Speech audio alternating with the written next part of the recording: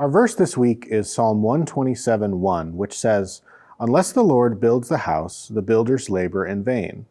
Unless the Lord watches over the city, the guards stand watch in vain."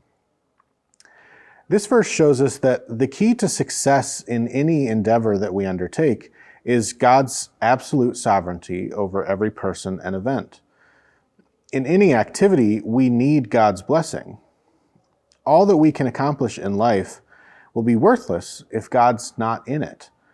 We can build and we can watch, but it's the Lord who gives us success.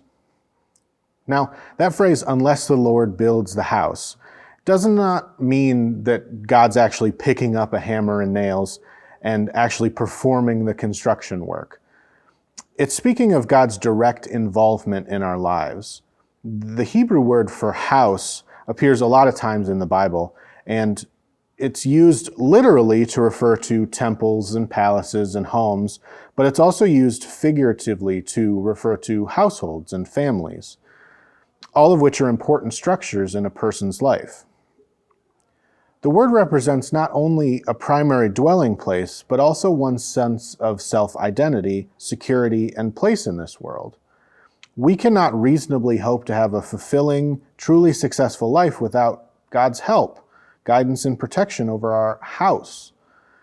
No matter how skilled or diligent the workers are, the builders labor in vain unless the Lord builds the house. He is the master carpenter of our lives. He's the source of wisdom, which is the most valuable building material. By wisdom a house is built, and through understanding it is established. Through knowledge its rooms are filled with rare and beautiful treasures.